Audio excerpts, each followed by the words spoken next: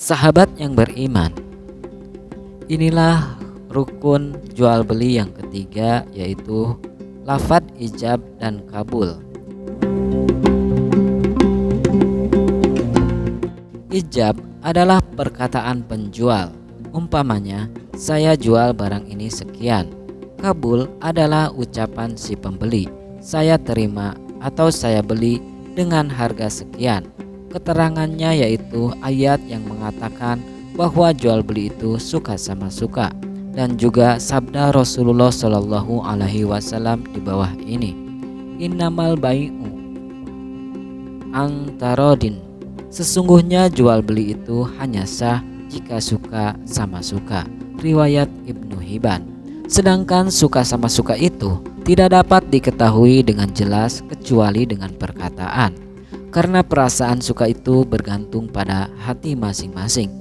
Ini pendapat kebanyakan ulama, tetapi Nawawi, Mutawali, Bagawi, dan beberapa ulama yang lain berpendapat bahwa lafadz itu tidak menjadi rukun, hanya menurut adat kebiasaan saja.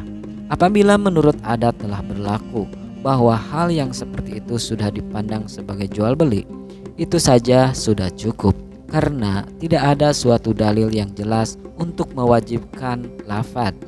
Menurut ulama yang mewajibkan lafadz itu diwajibkan memenuhi beberapa syarat, yaitu yang pertama, keadaan ijab dan kabul berhubungan. Artinya salah satu dari keduanya pantas menjadi jawaban dari yang lain dan belum berselang lama. Yang kedua, makna keduanya hendaklah mufakat atau sama, walaupun lafadz keduanya berlainan. Yang ketiga, keduanya tidak disangkutkan dengan urusan yang lain, seperti katanya, kalau saya jadi pergi saya jual barang ini sekian. Yang keempat, tidak berwaktu, sebab jual beli berwaktu, seperti sebulan atau setahun tidak sah.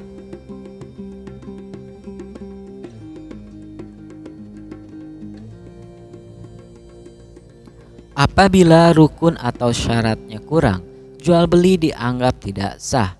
Di bawah ini akan diuraikan beberapa contoh jual beli yang tidak sah karena kurang rukun atau syaratnya. Di negeri kita ini, orang telah biasa melakukan pekerjaan mencampurkan hewan betina dengan hewan jantan. Percampuran itu ditetapkan dengan harga yang tertentu untuk sekali campur. Jadi berarti menjual air mani jantan ini tidak sah menurut cara jual beli, karena tidak diketahui kadarnya, juga tidak dapat diserahkan.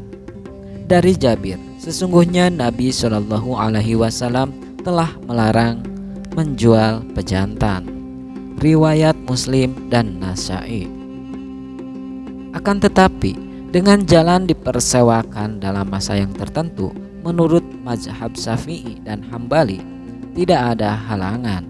Adapun dengan jalan meminjam, maka para ulama bersepakat bahwa tidak ada halangan, bahkan dianjurkan oleh syara. Sabda Rasulullah Shallallahu Alaihi Wasallam dari Abu Kabsyah, Nabi Shallallahu Alaihi Wasallam telah bersabda, barang siapa mencampurkan hewan jantan dengan betina, kemudian dengan percampuran itu mendapat anak, maka baginya ganjaran sebanyak 70 hewan.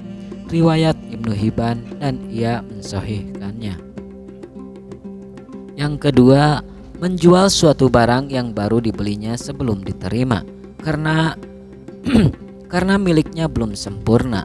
Tanda sesuatu yang baru dibeli dan belum diterimanya adalah barang itu masih dalam tanggungan si penjual.